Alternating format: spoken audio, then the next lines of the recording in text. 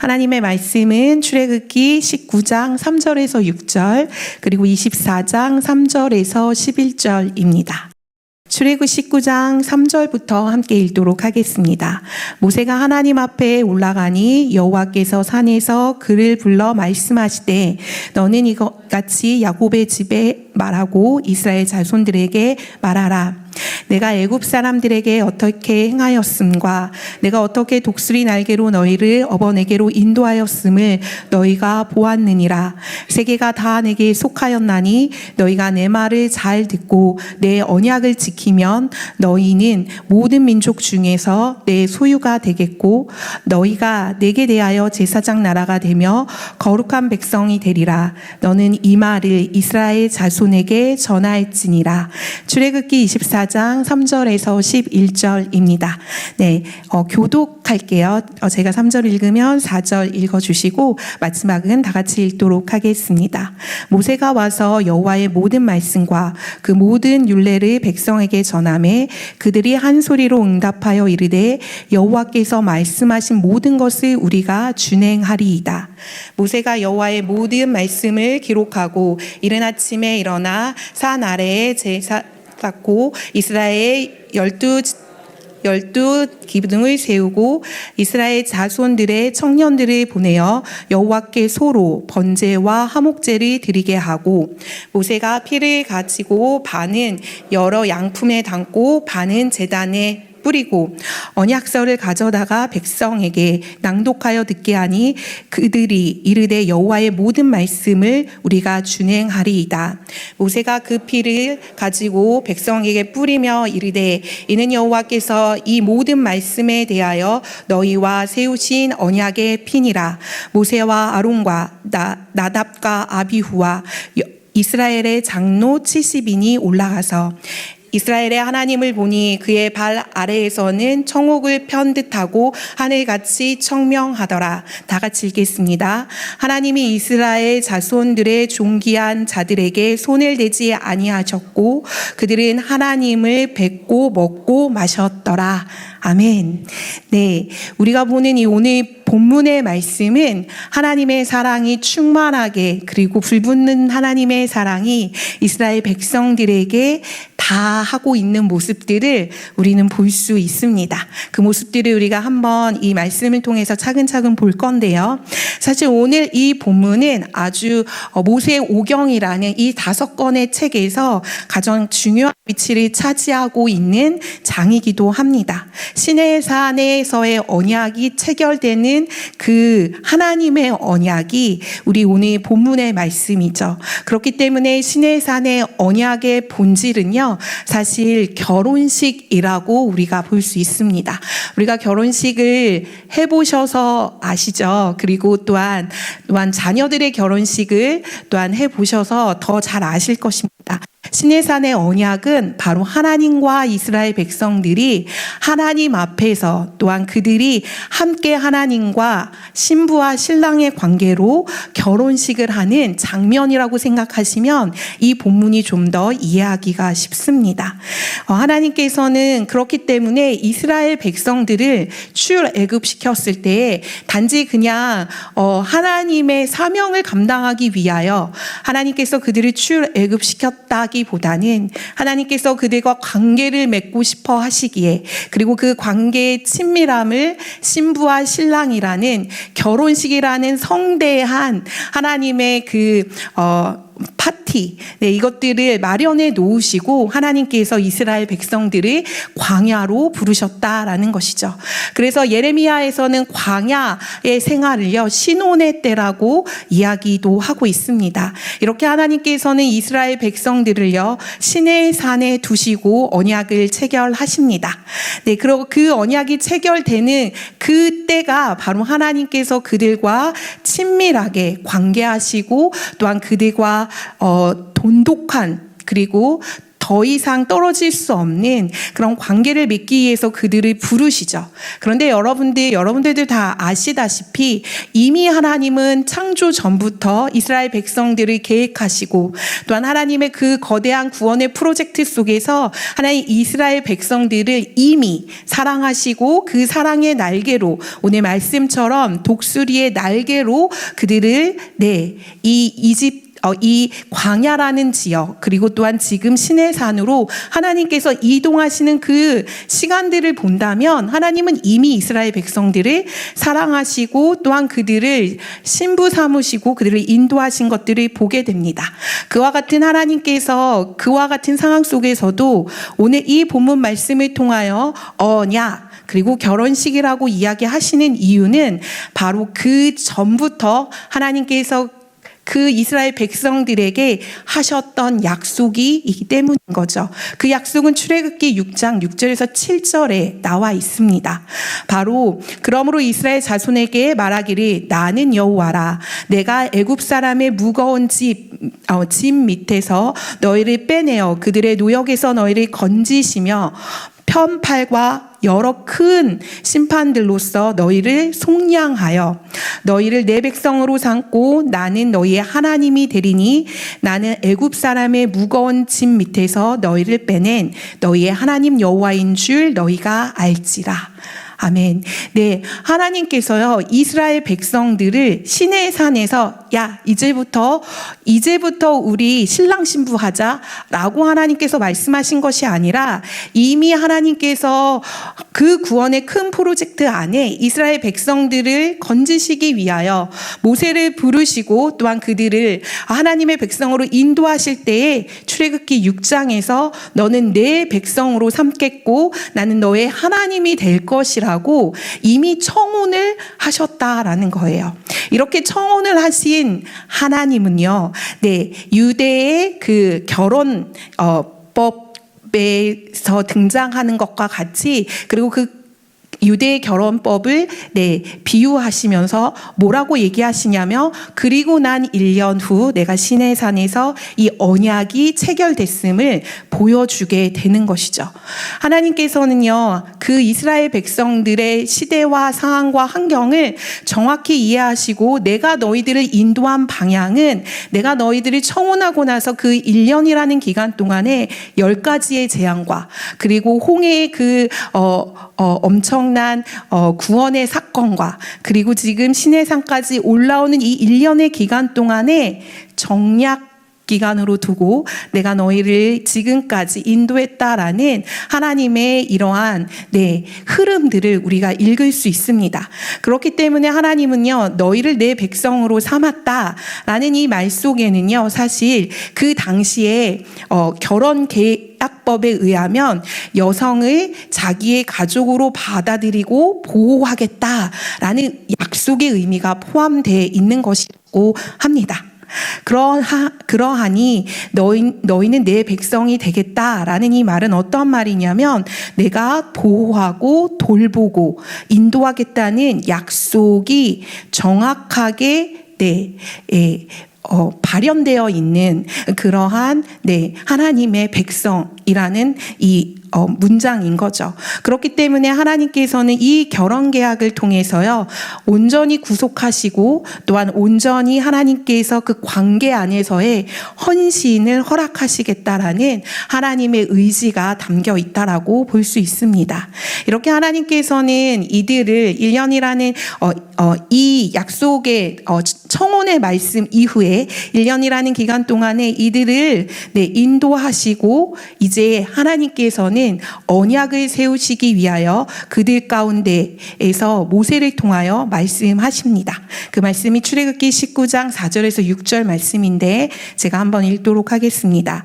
내가 애굽 사람에게 어떻게 행하였음과 내가 어떻게 독수리 날개로 너희를 업어 내게로 인도하였음을 너희가 보았느니라. 세계가 다 내게 속하였나니 너희가 내 말을 잘 듣고 내 언약을 지키면 너희는 모든 민족 중에서 내 소유가 되겠고 너희가 내게 대하여 제사장의 나라가 되며 거룩한 백성이 되리라. 너는 이 말을 이스라엘 자손에게 전할지니라. 하나님께서는 이 이스라엘 백성, 하나님의 신부를 하나님께서 부르시고 계십니다. 이들의 하나님께서 이 언약을 체결하실 때 이들의 부르심은요, 사실 다른 것이 아니라 이들을 하나님께서 정결케 하시고 또한 그 정결케 하신 그 이스라엘 백성들을 하나님의 신부 삼기 위하여 그들을 부르셨다라는 것이죠. 1차적인 목적이 그들이 무엇인가 편안한 삶, 물질적인 혜택, 그리고 소위 말하는 하늘나라, 천국, 천당을 가기 위해서 그들을 부르셨던 것이 아니라 그들의 부르심에는요, 무엇이 있냐면 그의 백성이 하나님 앞에서 엎혀서 광야라는 지역까지 올 때까지 하나님은 그 백성을 인도하시면서 친밀하게 그들과 교제하시고 또한 그들을 그 교제 가운데로 초청하시면서 친밀한 교제 안으로 들어오도록, 그리고 그 친밀한 교제를 인도하시면서 그들을 시내산까지 함께 하셨다라는 것들을 우리는 이 본문 4절 말씀을 통해서 볼 수 있는 것이죠. 그리고 이 말씀 가운데 가장 중요한 핵심은 다른 것이 아니라 그렇게 너희를 내가 불러서 내 소유 삼겠다라고 말씀하시는 겁니다. 신랑 되신 하나님께서 이스라엘 백성에게 너는 내 소유가 될 것이다 라고 말씀하시는 거죠. 이 소유라는 것은 무엇을 말하냐면 바로 특별한 소유, 그리고 값비싼 보물이라는 뜻을 가진 히브리어의 세굴라라는 뜻입니다. 그러니까 내 소유라는 뜻은 어떤 의미냐면 값비싼 보물로 내가 너를 삼겠다라는 뜻이죠. 하나님께서 이를 값비싼 보물로 삼는다라는 것은 특별한 소유로 취급하겠다는 것과 함께 소중하게 다루는 존재로 내가 너를 삼고 보호하고 구속하고 돌보겠다라는 의미가 있습니다. 이와 같은 의미를 하나님께서는 어디서 명확하게 말씀해 주시냐면요, 바로 신명기 7장 7절에서 8절에 이스라엘 백성들을 어떻게 소유 삼으셨는지를 하나님은 설명해 주고 계세요. 여호와께서 너희를 기뻐하시고 너희를 택하심은 너희가 다른 민족보다 수요가 많기 때문이 아니라 너희는 오히려 모든 민족 중에 가장 적으니라. 여호와께서 다만 너희를 사랑하심으로 말미암아 또는 너희의 조상들에게 하신 맹세를 지키려 하심으로 말미암아 자기의 권능의 손으로 너희를 인도하여 내시되 너희를 그 종되었던 집에서 애굽 바로의 손에서 속량하셨나니. 본문에 보면 정확하게 알 수 있죠. 여호와께서 다만 너희를 사랑하심으로 말미암아 또한 너희 조상과 맹세한 그 맹세를 지킴으로 말미암아 내가 너희를 인도하였다라고 말씀해 주고 계십니다. 그렇기 때문에 하나님께서 이 시내산에서 불러서 내가 너희와 언약, 결혼식을 하겠다라는 그 말의 의미 속에 내 소유로 삼겠다라는 의미는요, 바로 내가 너희를 사랑으로 불렀다라는 것이죠. 하나님은 사랑이십니다. 믿으시나요? 하나님은 완전한 사랑을 가지고 계시는 분이십니다. 그 하나님께서 오늘 이스라엘 백성에게도 동일하게 너희를 부른 목적은 너희를 사용하기 이전에, 너희를 이 온 세상의 봉사자로 부르기 이전에 내가 너를 사랑함으로 너를 불렀다. 그러므로 내가 너와 함께 친밀하게 교제하기를 원한다 라는 하나님의 이 뜨거운 사랑의 마음이 담겨 있다라는 것이죠. 하나님이 신부를 부르실 때에 사랑으로 부르셨고 그 사랑은 하나님의 그 온전하신 구속함으로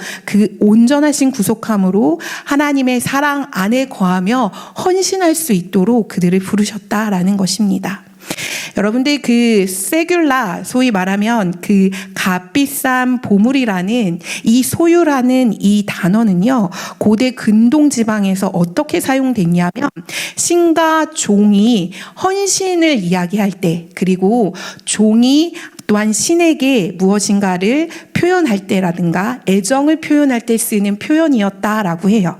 그렇기 때문에 이것은요, 종과 주인의 어떤 상하의 관계가 아니라, 또한 계급의 구조의 관계가 아니라 낮은 등급으로 열등한 종을 부리기 위해서 존재하는 그러한 이 단어가 아니라 바로 신부 대신 하나님, 그리고 신부 대신 이스라엘, 신랑 대신 하나님께서 그 친밀한 관계를 이루듯이 동일하게 존중된 관계로서 불러질 때 쓰는 용어였다라고 해요. 그렇기 때문에 이 세귤라라는 이 뜻, 그리고 보물로 삼으셨다라는 이 뜻은요, 다름이 아니라 하나님께서 값비싸게 우리를 소유하고 또한 우리를 삼으셨다. 그리고 하나님의 그 구속으로 우리를 인치셨다라고 볼 수 있는 것이죠. 그렇기 때문에 여러분들, 이 당시에 이스라엘은 하나님 앞에서 그 구속함으로 인하여 하나님의 소유를 이렇게 청함을 받지만, 이미 우리는 예수 그리스도를 통하여 구원받음으로 말미암아 접붙임을 받았고, 그리고 하나님의 그 값비싼 세귤라를 받았죠. 그렇기 때문에 우리의 자아는요, 어떠한 상황 가운데서도 멸시되거나 또한 비난받을 수 없다는 것을 우리는 명심해야 합니다. 사실 우리는 우리의 삶을 살아가면서 우리가 하나님의 형상으로 살아낼 수 없을 때가 너무나 많죠. 우리 스스로가 우리를 정죄하기도 하고 우리 스스로가 우리를 멸시하기도 합니다. 또한 누군가의 작은 소리로 인하여 나를 스스로 비난하기도 하죠. 그러나 여러분, 하나님은 이스라엘 백성들을 소유하실 때에 온전하신 그 하나님의 값비싼 보물로 그들을 소유하셨고, 또한 하나님의 사랑으로 그들을 인도하시고 그들과 친밀하게 교제하시기를 원하셨기에, 우리 또한 하나님은 우리를 친밀한 사랑으로 부르셨음을 기억해야 합니다. 그 하나님께서는 우리를 친밀하게 부르시고 또한 그 친밀하게 부르신 가운데에서 우리를 거룩한 나라, 그리고 거룩한 백성으로 삼으시겠다고 말씀하십니다. 이 특별한 사랑을 하나님께서 허락하신 이유는요, 하나님께서 온 열방의 대표자로 하나님이 섬김을 가지며 살아가는 자들로 부르셨기 때문이에요. 제사장의 나라, 한 사람 한 사람 하나님의 제사장으로 또한 삼으시고, 그들이 모여서 하나님의 나라를 이루고 그 나라 가운데서 하나님께서 하나님의 사랑으로 구별되어 하나님 온 열방 가운데 대표자로, 그래서 그 사랑을 섬기며 나아갈 자로 이스라엘 백성을 부르셨다라는 거죠. 또한 동일하게 우리도 그 부름 앞에 있다라는 것입니다. 그렇기 때문에 하나님의 소유된 우리는요, 우리의 어떠함과 상관없이 하나님은 우리를 보실 때에 열방의 대표 주자로, 또한 열방을 섬기는 자로, 그리고 다른 사람에게 하나님의 특별한 사랑을 흘려보내는 자로 우리를 부르셨다라는 사실을 우리는 명심해야 합니다. 그렇기 때문에 이 언약이요, 사실은 우리가 보기에는 조건부 같이 보입니다. 이 사랑의 언약이 우리에게 100% 믿음으로 오면 너무 좋겠지만, 열방의 대표주자로 삼으신다는데 조건이 있는 것들이 우리는 보여지게 되는 것이죠. 이렇게 할 때 이렇게 해주겠다라는 하나님의 이 조건적인 언약이라는 생각을 우리는 할 때가 있다라는 것입니다. 그것이 우리에게는 믿음의 의심일 수도 있고, 또한 하나님을 더 잘 알기 위한 우리의 질문일 수도 있겠죠. 그러나 오늘 이 본문 가운데서 말하는 하나님의 이 마음은요, 그 조건부의 계약을 이야기하시는 것이 아닙니다. 독수리의 날개로 업어서 이스라엘 백성들을 시내산까지 오게 하신 그 하나님은 바로 하나님의 은혜로 그들을 오게 하셨다라는 거죠.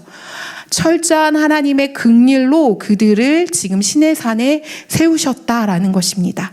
그렇기 때문에 이 언약의 기초는요, 하나님의 은혜이며 또한 하나님의 사랑인 것이죠. 또한 이 언약을 지키는 동기 또한 하나님의 은혜인 것입니다. 그렇기 때문에 우리를 부르실 때에 하나님께서 주고받고의 기브 앤 테이크의 의미로 우리를 부르신 것이 아니라 이 언약을 체결하셨을 때에 가장 근본적인 동기와 기초는 하나님의 은혜라는 것입니다. 그렇기 때문에 하나님의 은혜로 확신을 받고 신뢰를 받고 감사로 응답하는 것이 바로 우리가 거룩한 백성의 삶이며 그 삶 가운데 하나님께서 우리에게 아름답게 구속하시는 하나님의 은혜인 것을 우리는 알아야 합니다. 그렇기 때문에 우리는요, 그 언약 안에서 하나님의 그 은혜 안에서 새로운 존재로 부름을 받고 이 언약으로 말미암아 하나님은 변함없으신 사랑을 우리 가운데에 쏟아 부어 주시죠. 그렇기 때문에 이것은 하나님이 주시는 전적인 은혜인 것을 우리가 기억해야 합니다. 그런데 이 언약을 받음으로 인하여, 이 사랑을 받음으로 인하여 우리가 특별한 관계를 맺었다라는 특권 의식이 있을 수가 있어요. 이미 우리는 역사 속에서 이스라엘 백성들이 자신들이 선민으로서의 특권 사상을 받고 그 자신들의 그 선민 사상이 온전하게 이해되지 않음으로 인하여 예수 그리스도를 죽이는 그러한 무서운 상황들로 변화되는 것을 보게 되죠. 그렇기 때문에 이 특별한 관계는요, 특권이 아니다라는 것을 알아야 합니다. 이것은 특권이 아니라 하나님 우리에게 주시는, 그리고 섬기기 위하여 우리에게 주시는 유익한 도구라는 사실을 우리는 알아야 해요.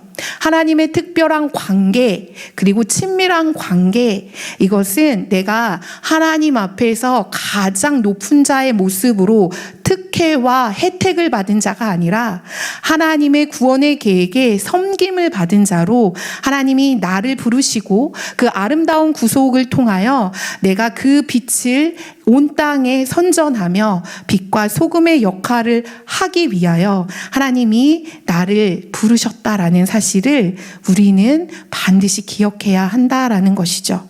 하나님께서 우리를 노예로 삼지 않으시고 하나님께서 이 열방의 봉사자로, 또한 하나님께서 하나님의 친밀한 관계를 먼저 이루는 자로 우리를 부르신 이 구원의 소망을 우리는 붙잡아야 한다는 것입니다. 이렇게 하나님께서는 우리를 사랑으로 먼저 부르셨습니다.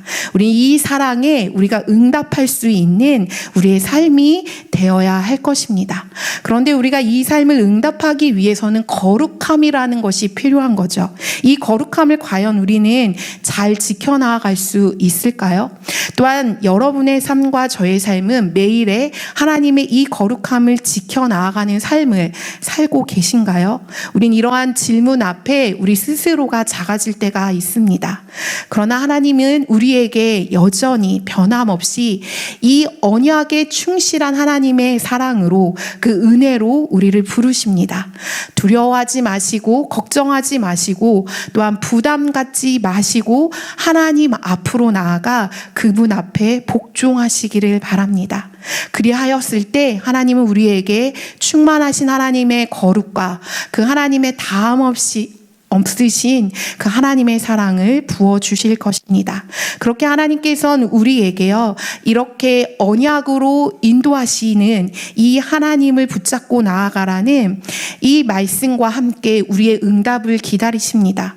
동일하게 이스라엘 백성에게도 이 언약을 주시고 하나님은 24장에서 이스라엘 백성들이 그 언약의 행위를 하는 언약식을, 소위 말하면 진정한 결혼식의 본 진행을 하도록 이 본문 가운데에서 그 말씀하고 계시는 것이죠. 출애굽기 24장 3절의 말씀을 먼저 보도록 하겠습니다.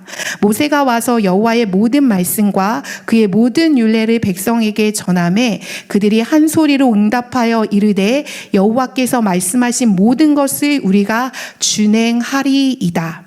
하나님의 언약의 체결이 시작됐습니다.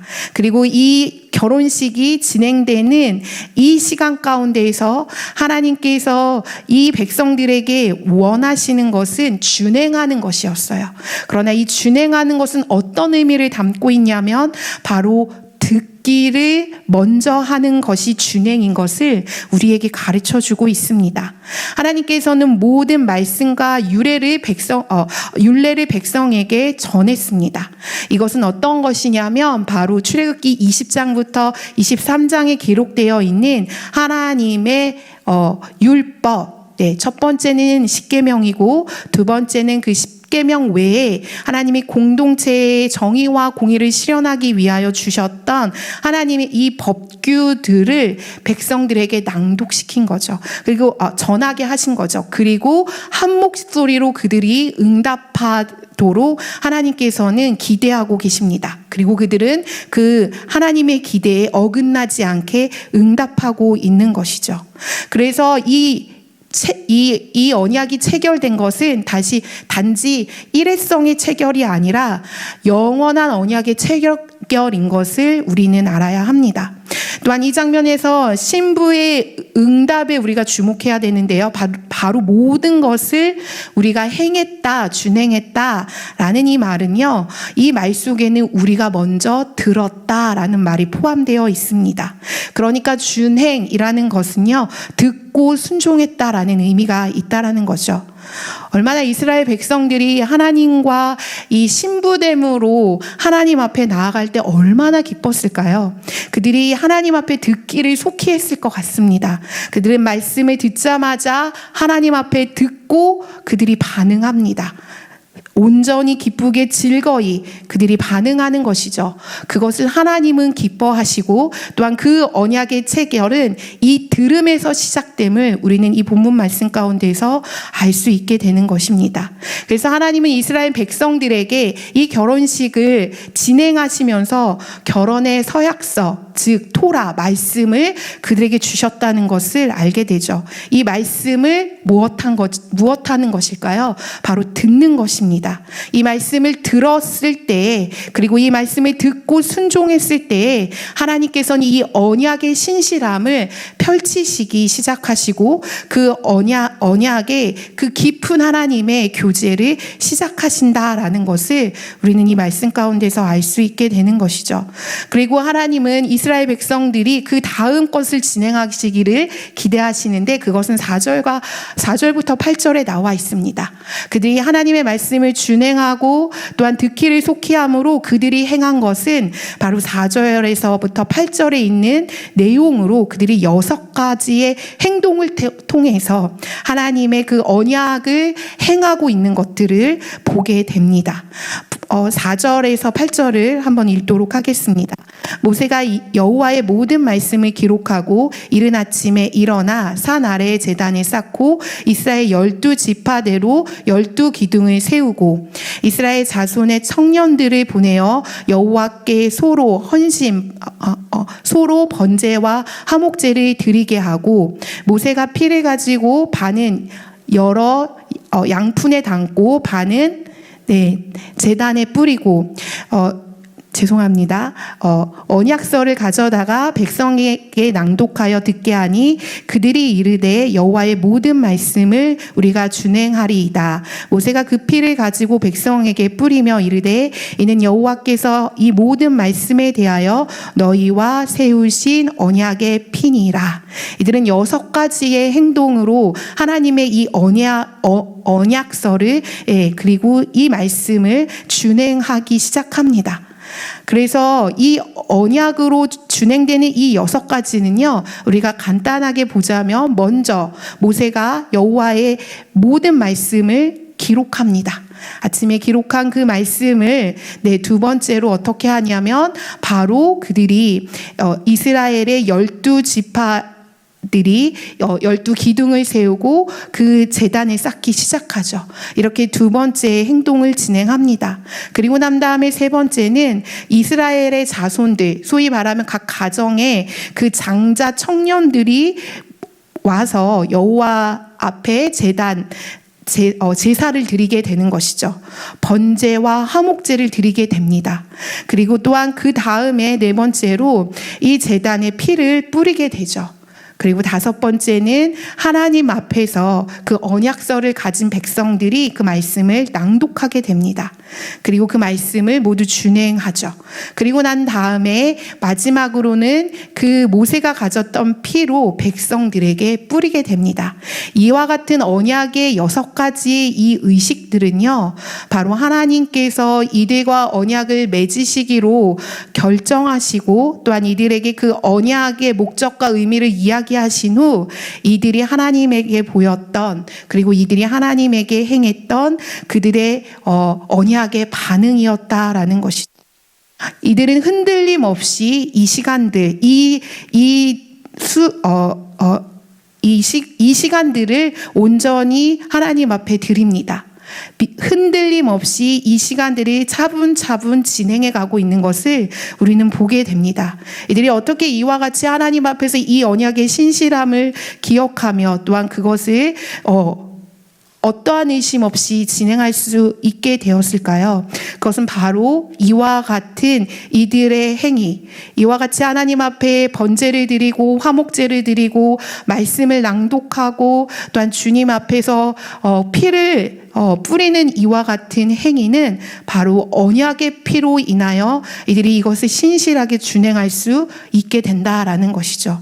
하나님께서는 이들에게 하나님을 만날 수 있는 제사를 허락하셨어요. 그것이 번제이며 화목제입니다.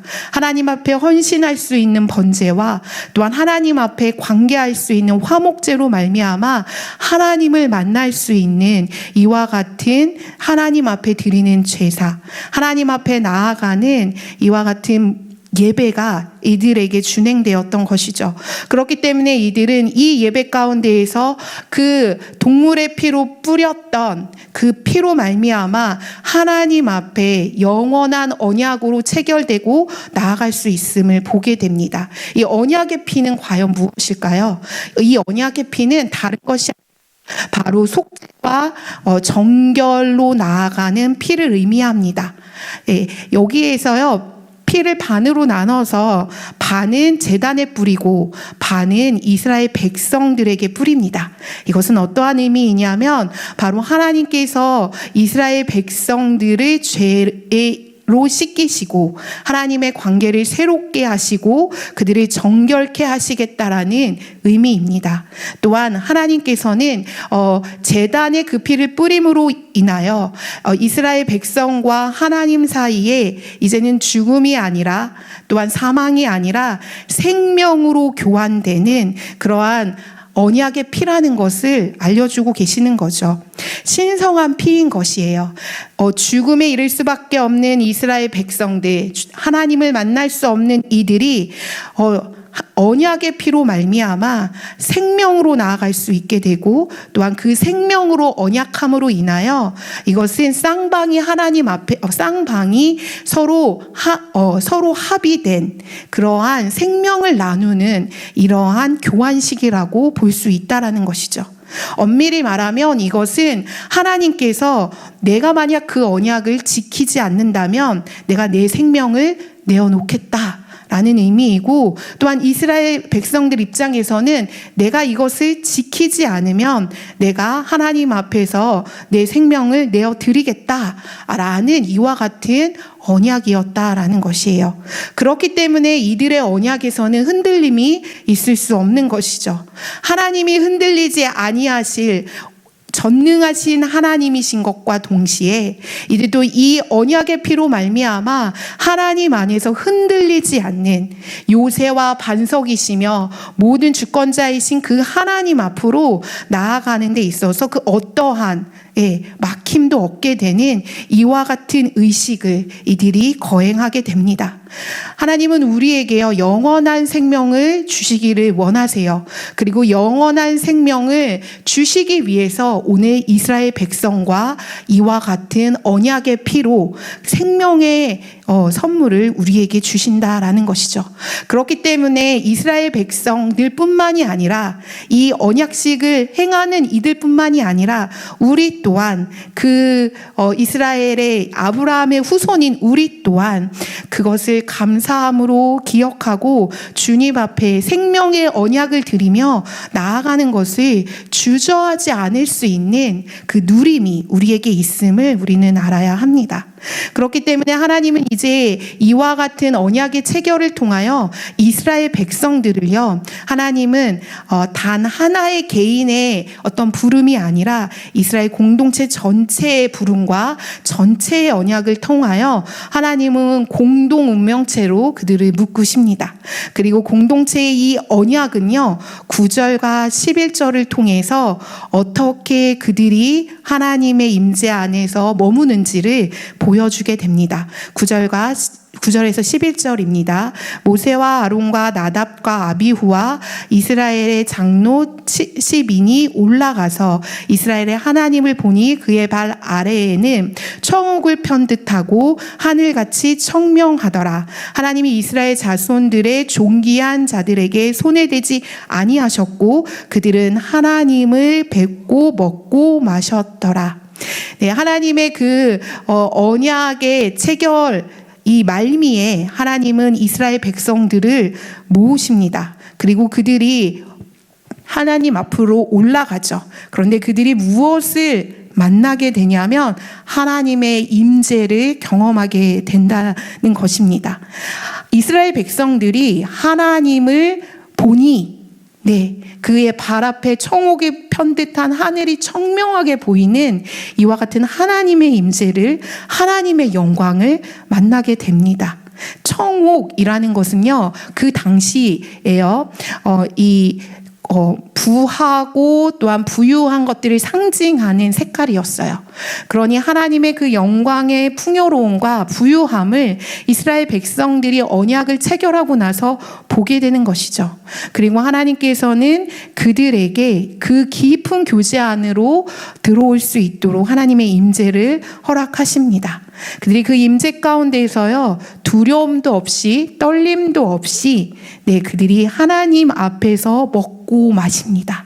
이것은 어떤 것이냐면 하나님의 이 거룩한 임재가 임하면 사실 심판이라는 두려움이 동시에 함께 있기 때문에 우리는 그 하나님의 거룩한 임재에 서기가 어렵습니다.